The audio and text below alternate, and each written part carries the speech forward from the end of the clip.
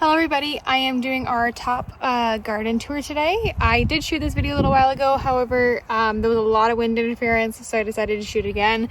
I'm going to try my best. There is again wind today. There's usually always wind, but I said I was going to do this, so I'm going to do it. I'm going to try to shoot one of these every few weeks. That way you guys can see how the gardens develop, how they change. If you have any questions, of course, about the gardens, about what we have planted, why things are planted where they're planted, just shoot me a message or comment below or wherever the comment thing is now on YouTube. So I guess we should get started. So first up we have our hot pepper rows. They are most of the boxes in these first two rows, and what you can see growing in the middle of them is garlic. We do companion plant our hot peppers with garlic. It just seems to do really well. And then we have calendula in every single one of the boxes in our garden in order to keep pests away.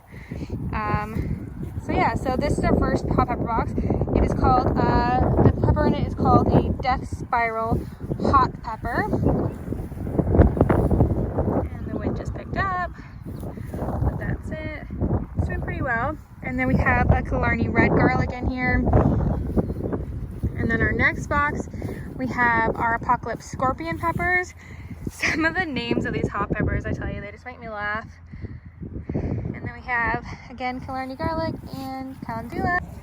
So this is our third box. There might be a few jumps in the video just because I'm trying to work around the wind right now, and it is pretty strong all of a sudden, of course, when I want to film. So this box is our fourth hot pepper box. It is a Buena Malta hot pepper. Now I could be saying that wrong, but this one is doing really, really well. A bug did decide to chomp down on this one. Don't ask me what. I've never seen the bug, so I don't know what it's doing. And then, of course, more garlic.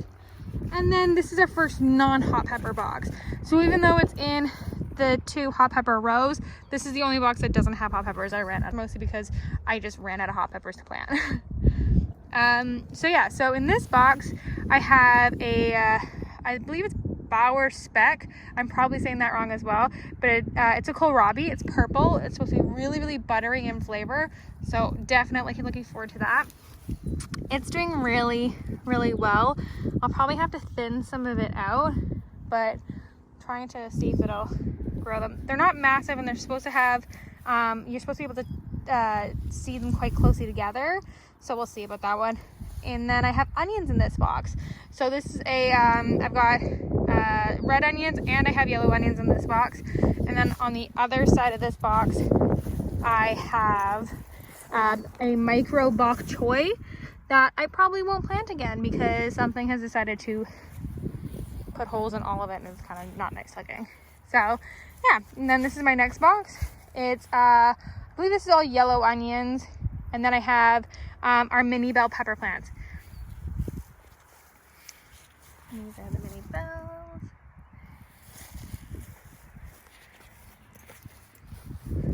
And this is our next box, and this one is a Puma hot pepper. And these, there's 5 of them in this box, and then there's 3 random hot peppers. I'm not sure what they are, mostly because I forgot to label them, but I do know that they are hot peppers. And then I have more yellow onions in this box. And then in this box, I have the Jay's Sugar Rush peach pepper, so slightly different, but again, more hot peppers.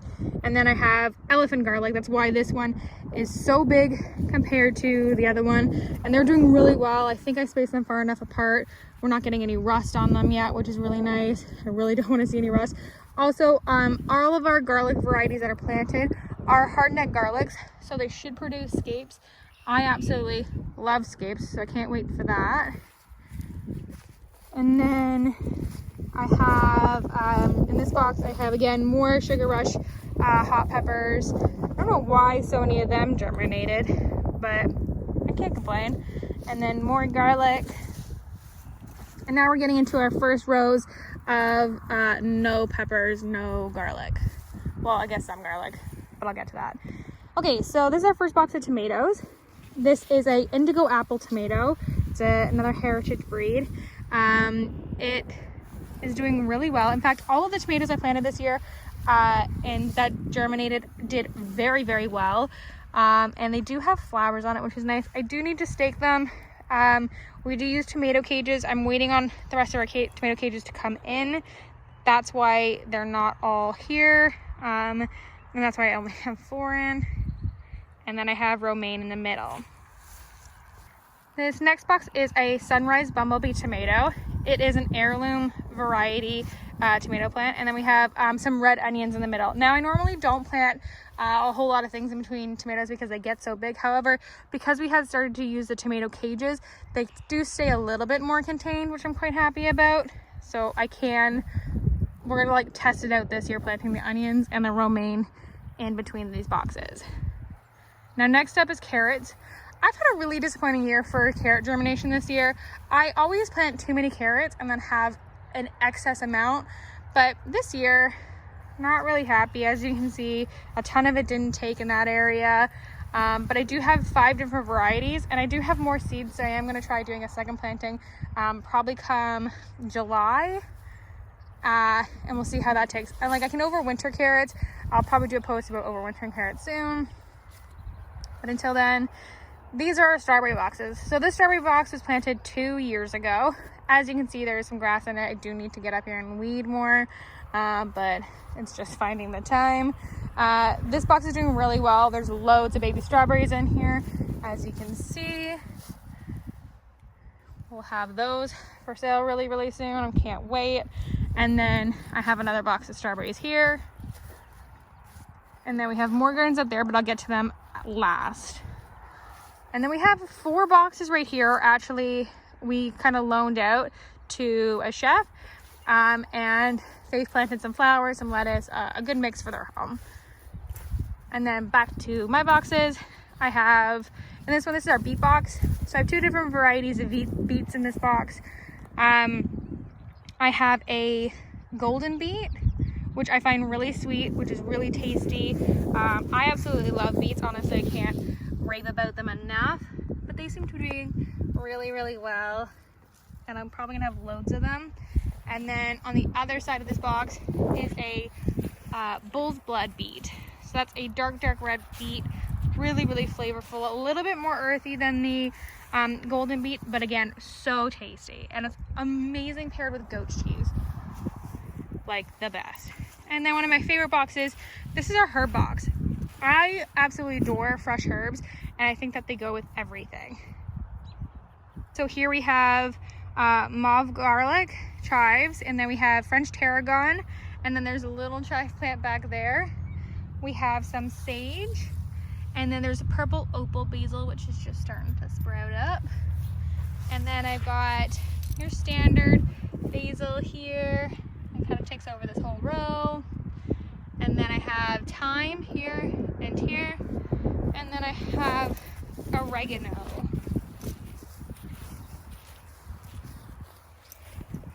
In this box, I have our lettuce mix. So I have, in the first 2 rows, it's a Rocky Top lettuce mix, which is just really, really stunning. Like, look at the color variety.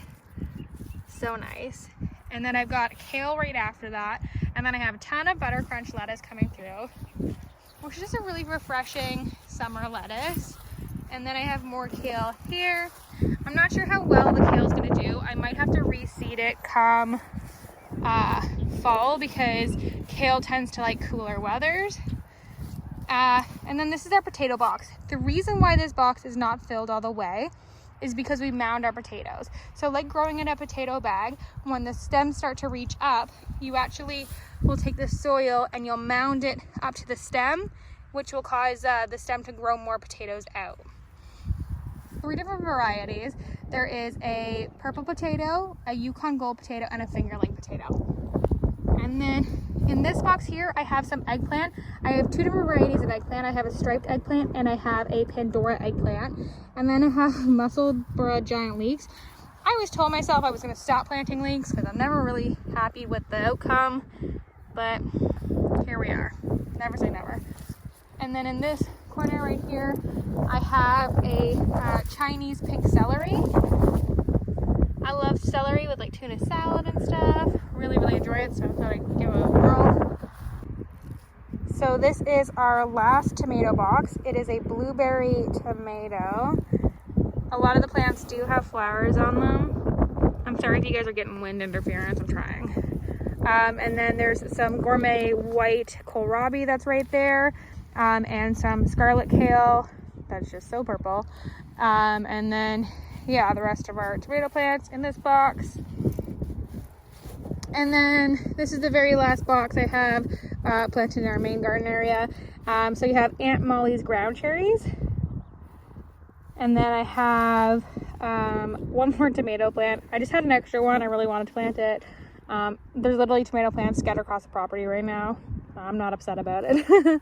And then I have kale all through here. And then I have two different types of cabbages there. I have a digessi, oh not cabbage, cauliflower, sorry. I have two cauliflowers standing there. One's a digessi and one's a purple Sicily cauliflower. And that's it for these white boxes. So now we're gonna go up to that garden area and I'll show you up there. So I planted the garden up here kind of with the best intentions. Always get ahead of myself and be like, oh yeah, sure, I can weed all of that. It's not gonna be a problem. And then of course it becomes a problem. That's why I have boxes and not field. So I do most of the work up here when I get a chance, which is not very often. So that's why it looks heavily weedy. I probably, to be honest, will just see where it goes now on its own. It's just, I don't have the time to be up here to weed this every day. And the weeds in this field are so aggressive, and we don't use any glyphosate and we don't use any harsh chemicals. If we absolutely have to use something, we use organic spray. But we definitely don't use any kind of chemicals or toxins and stuff that you don't want to put in your body. So yeah, so the way you're seeing it is probably the way it's gonna stay. So up here we have chicken shavings, and that just residue from the chick's coop. This will get turned into the soil in the fall. I'll probably do a cover crop as well. It'll really help to put nutrients back into the soil and really repair this ground. Now over here I do have two varieties of corn. It's not your traditional sweet corn. I don't honestly feel like there's a need for me to grow that when there's so many farms that do grow sweet corn. And what I try to focus on is a lot of stuff that you won't find everywhere else. So right here there is a Dakota Black and I believe a Cherokee long ear popping corn. So that's in this, along this string here, it's on both sides of it. Then right here we have some Swiss chard. Again, I'm not really concerned about this one. This is a really old seed. I can't honestly believe that it took. And then we do have some broccolini that's spread out along here. Okay, the black tarp. So this was kind of like my attempt at trying to extend my growing area, but not having to do a lot of work. And you know what? It's worked. It took me a long time to put in the ground, and I probably wouldn't do it again. It is the fabric cloth. It's not woven it's not the plastic woven stuff. So we'll see how it holds up. It's doing pretty well so far. So yeah. So here I've got green zucchinis, which are doing really well. And then I also have yellow zucchinis planted in this row. And then I have no zucchinis. Died. It's more yellow zucchini. I think that's yellow zucchini as well. Again, more zucchini. Definitely gonna be no shortage. And then I have some pumpkin and some butternut squash. I have jack-o'-lantern pumpkins and pie pumpkins up here. And then I have some more eggplant randomly and some cabbage. This is red cabbage here. And then I have more pumpkins and more pumpkins. This is pie pumpkin, pumpkin. This is a butternut squash. I did have spaghetti squash. That's still pumpkin. No, that's butternut squash. And then that's again butternut. And then this is more cabbage. This is supposed to be early cabbage. We'll see. And then I have a whole whack of potatoes planted very close. Not potatoes. Pumpkins planted really close together. Again, we'll see how it takes. I'm not super confident, but I was also gifted a lot of these pumpkins. My seeds, unfortunately, are stuck in the mail right now due to COVID. Unfortunately, everything's super delayed, and included in that was my pumpkin seeds. So I'll use them next year. I'm not like, no harm, no foul. Can't use them this year, use them next year. So yeah, so now we're gonna go over to the bee cottage and I'll show you what berries we have planted over there. So over here I have a blackberry bush that I was actually gifted a few cuttings a couple years ago, and it did really, really well. I couldn't be happier with it. We got so many blackberries off this one bush last year, and I love blackberries, so I was quite happy about that. Over here we have two raspberry bushes. Unfortunately, like I said, we do get some really strong winds, and recently it ripped the lattice off of this. We got a really big storm a few days ago, but I'll just grab a new one. And as soon as the raspberry starts to take on that, and then they connect up there, it should be fine. And now we're gonna go over to the greenhouse. And Bond's looking at me to throw that ball, so I'll go ahead. Okay, so I'm just standing under a greenhouse right now. It's such a beautiful spot. We do host yoga retreats and women's retreats in that here. So a lot of that is done under here. Obviously we have the sides cut normally, but at the moment we also do have solar lights up here, so as soon as the sun starts to go down, they click on and they're so beautiful up here. But yeah, so we do have a few beds up here. We have two long beds that line this greenhouse, so I'm going to show you those. First up, there's a lot of flowers growing in this bed. It just looks super green, and there is some grass, unfortunately, but again, I just don't have a ton of time. I have two varieties of beans growing. That I believe is a Mother's Dollar. No, I could be wrong. I'll post the right bean in the little description thing of this video, but that's bean growing all along here. And then I've got calendula, again, probably pronouncing that wrong. And then here I have King Tut purple peas. These guys were actually planted like the first week of April. They take a long time to germinate, but ever since like even over the past couple weeks, they started to grow quite a bit. So I'm really happy with these guys. They're gonna have a really, really dark purple, like the same kind of purple that's right in that leaf. They're gonna have those colored beans growing on them, which I think is gonna be so beautiful. And then I have horseradish, loads of it. It spreads. I've cut this thing back so many times. And then more horseradish. And then in this bed I have sunflowers. So I have quite a bit of different sunflowers growing in here. As you can see, they're all kind of just starting to make their appearance. They're kind of scattered about the place. I love sunflowers. They just make you happy. So a few of these are also really good for roasting. Like there's I think the giant white sunflower that's in here, and it's supposed to be really good for roasting. And then I have a black sunflower actually, and it's supposed to be so dark that you can actually use it to dye clothing, which I think is really interesting, like as a natural coloring or dye. And then in this bed I have some Roselle, so that's this guy right here. And then I have strawberries. There are some beans supposed to be planted right here. We'll see if they come up. I'm not got high hopes. And a whole bunch of weeds. And there's some wisteria climbing up. By like mid to end of summer, this greenhouse is just like covered, and it's so stunning. And then I've got some more vines. This is a gooseberry right here. Let's see if I can find any. Yep. Right in there.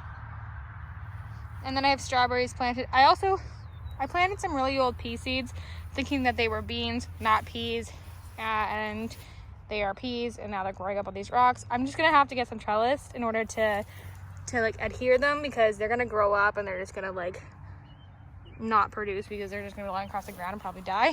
So I'm gonna get some vine. I'm gonna tie those off. Again, there's some more like morning glories. This is a grapevine. It does very well. Like it's already near the top. There's two of them. There's one there, and then there's another one right there. And then we have more strawberries in these beds, peas, strawberries, and then I have some cucumber right here. This is pickling cucumber, and then I have cucamelon. I always said I wasn't going to plant cucamelon again, because again, I just don't have a whole lot of success with it. But I mean, we'll see. I don't have high hopes. And I'm gonna tell myself, if it doesn't grow this year, it's not coming back. And so yeah, so that is the greenhouse gardens. So that is it for the garden tour. I hope you guys enjoyed. Once again, if you have any questions, comments, whatever, just shoot me an email or write it in wherever the comments section is on YouTube. I will try to do more of these videos. If you have anything you want to see, anything about chickens, what else we make at the farm. We also have a very large apple orchard right over here. So again, yeah, any questions, anything you want to see, let me know.